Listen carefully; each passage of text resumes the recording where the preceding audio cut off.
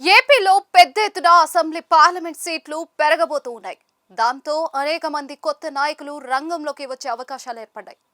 సంప్రదాయ రాజకీయ కుటుంబాలు అలాగే సీనియర్లతో పాటు కొత్త వారు కూడా ఈసారి ఎన్నికల రణక్షేత్రంలో కనిపించబోతున్నారు అని అంటూ ఉన్నారు.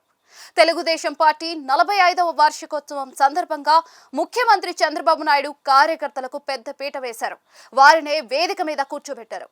వారితో కలిసి తన నివాసంలో విందు భోజనం ఆరగించారు. చంద్రబాబు, లోకేష్ ఈ ఇద్దరు కూడా కార్యకర్తలు పార్టీకి జీవ గుర్రాలు అని నినదించారు. చంద్రబాబు అయితే మరో అడుగు ముందుకేసి పార్టీ అంటే కార్యకర్తలే అని స్పష్టం చేశారు. ఏ నాయకుడు అయినా కార్యకర్తలను దూరం పెడితే ఆ నాయకుడిని సైతం పార్టీకి దూరం పెట్టడానికి తాము వెనుకాడబోము అని బాబు హెచ్చరించారు. కార్యకర్తల కష్ట సుఖాలు తెలుసుకోవాలని, వారితోనే మమేకం కావాలని ఆయన సూచించారు. కార్యకర్తలను ఇబ్బంది పెట్టే నాయకులు ఎవరైనా కూడా తమకు అవసరం లేదని బాబు ఖండితంగా చెప్పేశారు.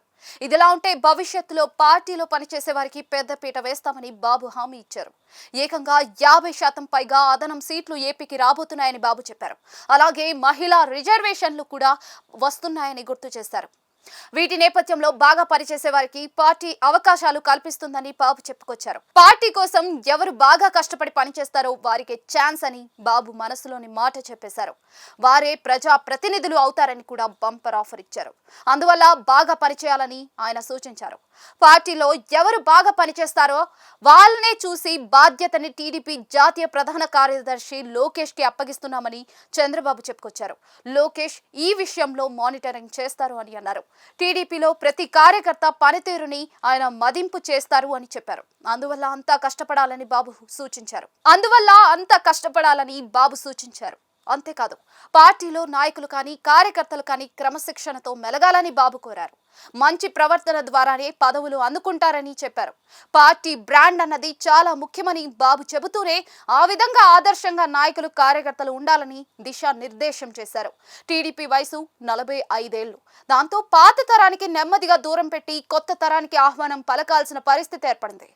ఈ విషయం మీద 2024 ఎన్నికల్లోనే టీడీపీ కొంత కసరత్తు చేసింది. డీలిమిటేషన్ ప్రక్రియతో సీట్లు పెరగడంతో టీడీపీ ఈసారి మరికొంతమంది కొత్త వారిని ప్రోత్సహించాలని చూస్తూ ఉంది. దాంతో ఈసారి గోల్డెన్ ఛాన్స్ అని అంటూ ఉన్నారు. లోకేష్ సైతం యువతకు అధిక ప్రాధాన్యత ఇస్తారు కాబట్టి బాగా పనిచేసే కార్యకర్తలు నేరుగా ఎమ్మెల్యే, ఎంపీ వంటి కీలక పదవులు చేపట్టేందుకు పూర్తి స్థాయిలో అవకాశాలు ఉన్నాయని అంటూ ఉన్నారు. మరి అధినేత చంద్రబాబు నాయుడు ప్రకటించిన ఈ ఆఫర్ ని ఎంతమంది అందుకుని అదృష్టవంతులు అవుతారో చూడాల్సిందే.